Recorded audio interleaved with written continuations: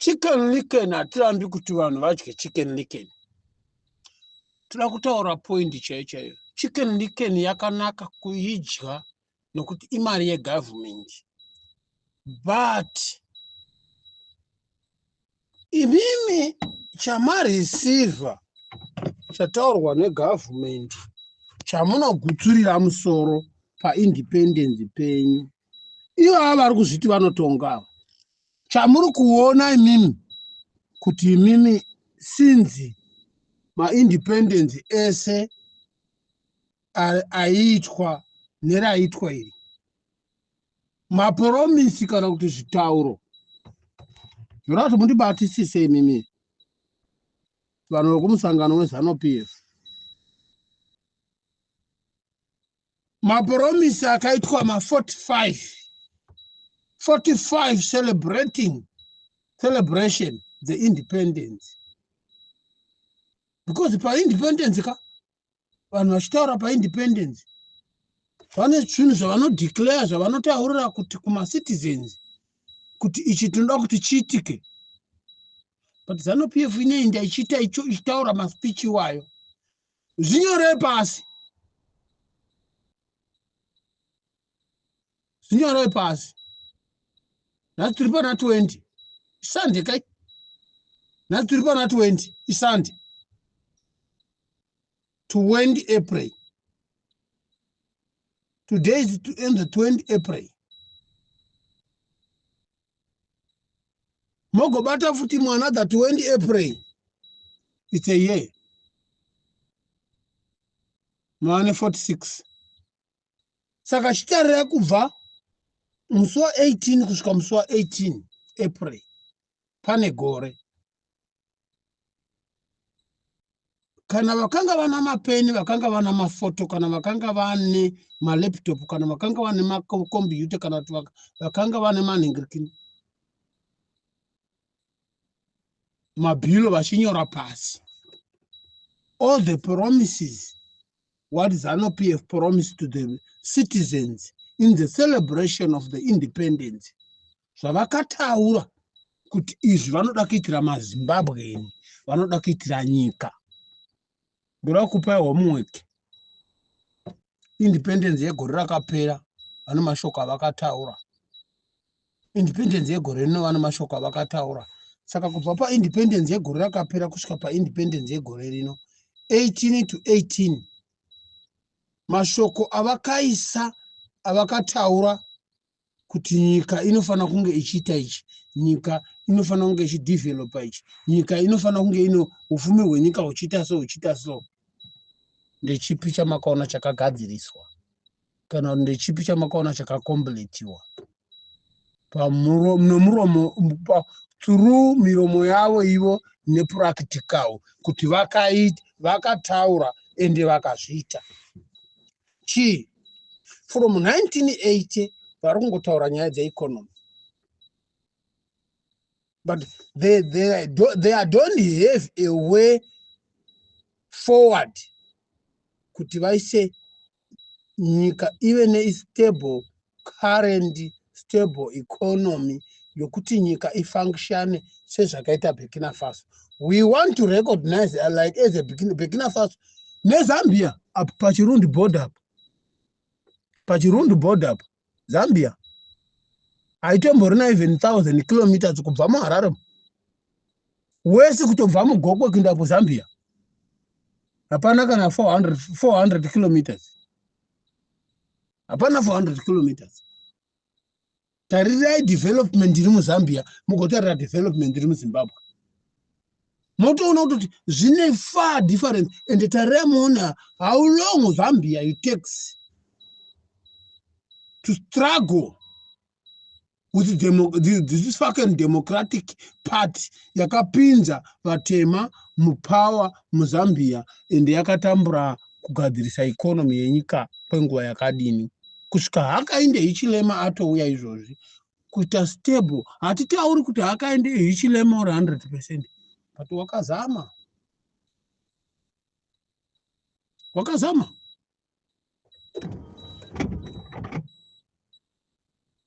You try much better than ZANU-PF. Ko imimi vana Mnangagwa chamakuda kuenda muchindopa apologize kuna Hakainde Hichilema munoda kuwana kumunyudza nai. Shamwari dzenyika nezvi vana Ramaphosa vava kubudisa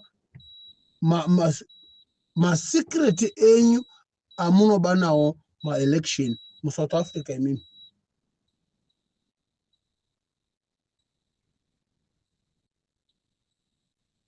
Independence yakamanga muchicelebrate independence yokuzvitonga kozere.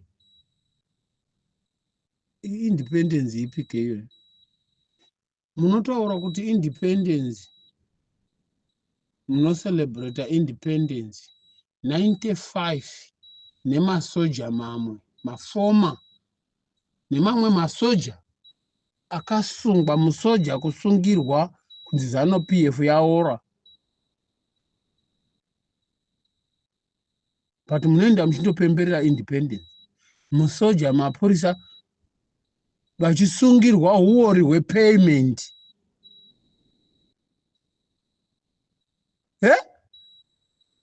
Imimi masoja motoramba kuhendela power kuvanhu vanoda kuindisa nyika mberi. Makatikirira power kuvanhu vanoendesa nyika sure. Makanyanya guys. Makanyanya. Muri kuseri. Mi vakomana munotumwa imi. Muchitsvaka vanhu, muchatsvaka nomwe munhu asingaiti. Muchatsvaka nomwe munhu munobva kusure kuri kwedanho. Yangu makawanda sei. Muchatsvaka umwe munhu wokuti ari dangerous yokuti kana nemimoga muchisvika paari kudai. Unozoona kuti varume muno muSouth Africa takauya kumunharirwa umu. Ndokutaurirai. Muchasangana naye. Apo ndoda kutaurira chokwadi. Muchasangana nomwe munhu. Zvenyu zvokutumwa nezano muchithreatena vanhu. Muchida kukidnapa vanhu. Muchatsongana nomwe. Muchasongana naye. Ndokutaurirai. Ndozvati one day muchasongana nomwe munhu. And hamutombozobhilievhi kuti muZimbabwe nebrain dzake.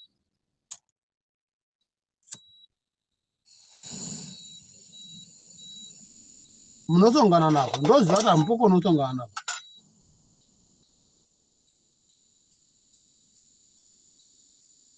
Kutotumwa kutambisa mari yenyika kuya kuzogara muSouth Africa muchiteverera vanhu muchida kutondojoina maWhatsApp avanhu muchiteverera vanhu kuti uri kutaurira ushambadza musangano wenyika.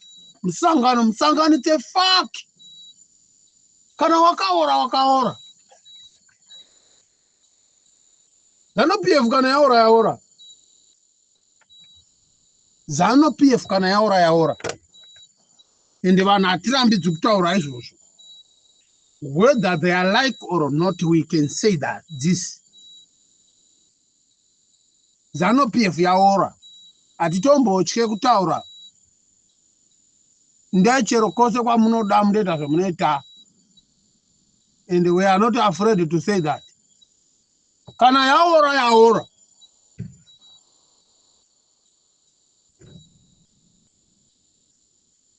Ndakataura ndikati varume.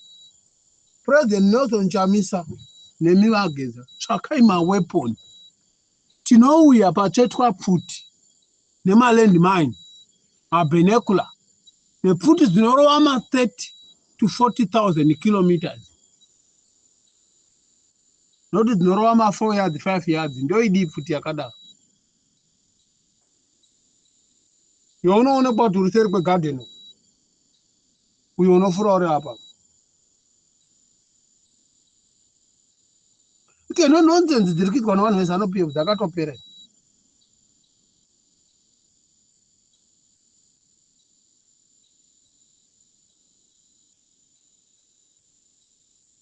Nonsense dziri kuitwa navanhu veZANU-PF idzi dzakapera.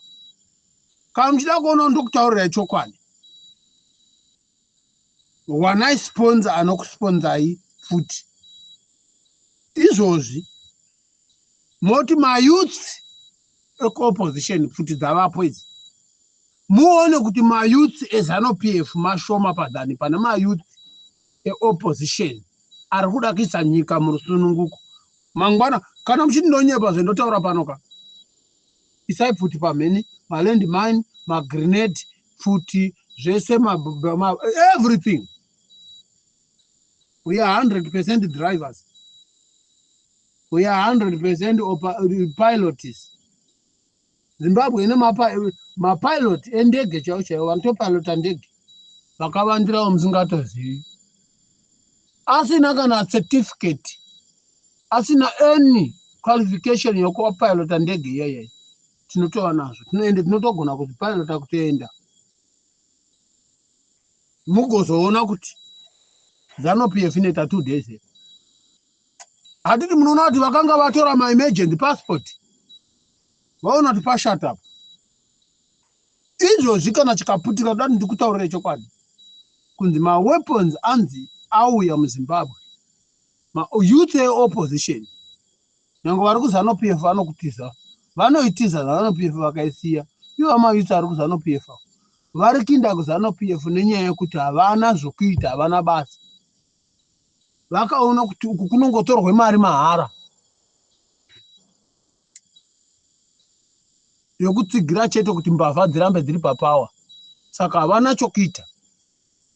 Asi nyika kuti isunungurwe, kuti munhu wese agova equal, agowana basa everywhere muZimbabwe, mayouth eZANU-PF anosiya, chero madhara avo unoona vachisiya.